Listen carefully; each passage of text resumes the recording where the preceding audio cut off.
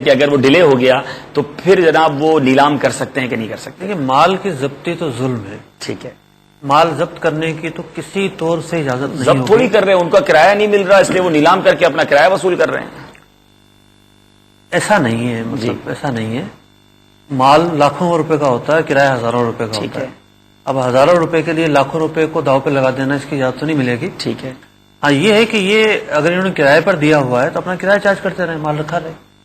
لیکن کوئی ایک تو اینڈنگ ہوگی نا، اگر وہ اٹھائے گا ہی نہیں پھر اتنا کرایہ ہو گیا کہ وہ مال سے بڑھ گیا تو پھر ایک الگ بات ہے، پھر وہ قانونی چارہ جوئی کرے، قانونی چارہ جوئی کرنے کورٹ میں جائے ٹھیک ہے، اور پھر اپنا کیس پیش کرے اور وہ پھر مال اٹھوایا جائے. ٹھیک ہے. تو حضور یہاں دوسرا سوال یہ پیدا ہوتا ہے کہ بعض ٹرانسپورٹرز کے پاس مال پارٹی اس لیے چھوڑ دیتی ہے کہ ابھی اپنی گوڈاؤن میں اتاریں گے تو جناب وہ کرایہ پڑتا رہے گا. ٹرانسپورٹر سے ترکیب ہوتی ہے، مہینہ دو مہینہ اسی کے پاس پڑا رہتا ہے، پھر وہیں سے پارٹیوں کو ڈلیوری کر دیتے ہیں.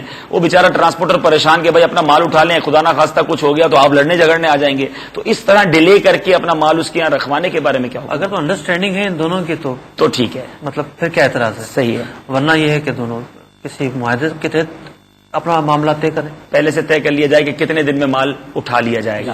ماشاءاللہ میرے پیارے اور محترم اسلامی بھائیوں، ٹرانسپورٹرز کے حوالے سے یہ واقعی ایک ایسا ٹاپک تھا کہ جس پر بہت کم کلام کیا جاتا ہے، اور ان دو سلسلوں میں ہم پر بہت ساری چیزیں واضح ہوئی ہوں گی. اور ظاہر ہے یہ شعبہ بہت وسیع ہے، اس کے سارے ایکسپیکٹس کو، اس کے سارے گوشوں کو نہ ہم بات کر سکے، نہ ان کے سوالات کو شامل کر سکے، لیکن کوشش کی کہ اس شعبے کے مسائل کو اجاگر کیا جائے. اور ہمارے ان سلسلوں میں کوشش بھی یہ ہوا کرتی ہے، ہم اگر کسی مارکیٹ کو فوکس کرتے ہیں تو اس کا مطلب یہ نہیں ہے کہ ہم اس کے سارے مسائل آپ کو ایک سلسلے میں یا دو سلسلوں میں واضح کر سکیں، مگر کوشش یہ ہوتی ہے کہ اس کی اہمیت کو اجاگر کیا جائے، پتہ چلے کہ یہ بھی کوئی شعبہ ہے اور اس کے بارے میں ہمیں کچھ سیکھنا ضروری ہے. اور ہر سوال کے بعد ہمیں بار بار یہ احساس ہوتا ہے کہ ہمیں بہت کچھ سیکھنا باقی ہے. الحمدللہ دعوت اسلامی کی دارالفتہ موجود ہیں، ان سے رابطہ کیجئے. اور علم دین سیکھنے کا ایک اور بہترین ذریعہ مدنی چینل بھی ہے. گھر بیٹھے جس طرح کا یہ سلسلہ ہے، دیگر سلسلے ہوتے ہیں جس پر ہمیں گھر بیٹھے علم دین سیکھنے کا ملتا رہتا ہے. اسی طرح میرے پیارے اسلام بھائیوں، دعوت اسلامی کے مدنی قافلوں میں سفر بھی علم دین سیکھنے کا ایک اور بہترین ذریعہ ہے. مدنی قافلوں کی تو کیا ہی بات ہے، بلکہ بعض اوقات تو مدنی قافلوں میں سفر کرنے والوں کی دعائیں کس طرح قبول ہوتی ہیں. طرح طرح کی پریشانیوں میں آج مسلمان گرفتار ہیں. مدنی قافلوں میں سفر کیجئے، اللہ تبارک و تعالیٰ کی رضا کے لیے سفر کیجئے اور وہاں جا کر دعائیں مانگیے. بعض اوقات اسلامی بھائیوں کی دعائیں بڑی شان سے قبول ہوتی ہیں. مدنی قافلے کی ایک بہار اپنے سلسلے کے آخر میں آپ کی بارگاہ میں پیش کرتا ہوں کہ الحمدللہ دعوت اسلامی کا سنتوں کی تربیت کا ایک مدنی قافلہ نکیال کشمیر پاکستان میں سفر پر تھا. مقامی لوگوں نے دعا کی درخواست کرتے ہوئے بتایا کہ نکیال کے مسلمان عرصہ دراز سے برسات کی نعمت سے محروم ہیں. چنانچہ مدنی قافلے والوں نے اجتماعی دعا کی ترکیب بنائی.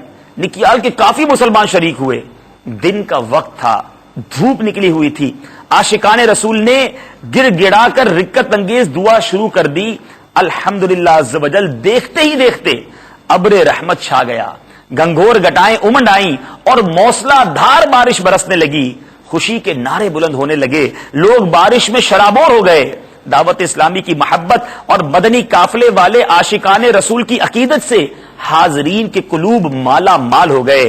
دعوت اسلامی والوں پر اللہ عز و جل کے اس عظیم کرم کا کھلی آنکھوں سے مشاہدہ کرنے کے سبب کافی اسلامی بھائی دعوت اسلامی کے مدنی ماحول سے وابستہ ہو گئے اور نکیال میں دعوت اسلامی کے مدنی کام کی دھوم دھام ہو گئی. سبحان اللہ. چاہے آپ کا شہر قحط سالی میں ہو، آپ برسات کو ترس رہے ہوں یا رحمت کی برسات حاصل کرنا چاہتے ہوں، مدنی قافلے میں سفر اپنا معمول بنائیے. ضرور اللہ تبارک و تعالیٰ کی طرف سے رحمت کی بارش ہوگی. مسجد میں قیام ہوتا ہے، نمازوں کا سلسلہ ہوتا ہے، نیکی کی دعوت دی جاتی ہے، بہت کچھ سیکھنے کو بھی ملتا ہے. قافلے میں ذرا مانگو آ کر دعا، قافلے میں ذرا مانگو آ کر دعا، ہوگی خوب بارشیں قافلے میں چلو. عاشقان رسول لے لو جو کچھ بھی پھول، تم کو سنت کے دیں قافلے میں چلو.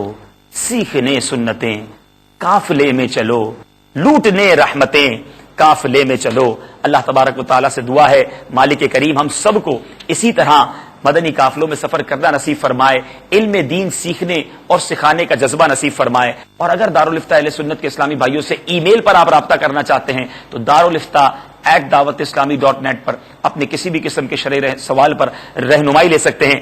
اللہ تبارک و تعالی ہم سب کو شرعی تقاضوں کے مطابق تجارت کرنے کی توفیق عطا فرمائے, رزق حلال میں ہم سب کی برکت عطا فرمائے اور رزق حرام سے ہم سب کو محفوظ فرمائے. آمین بجاہ النبی الامین صلی اللہ تعالی علیہ وسلم. رزق حلال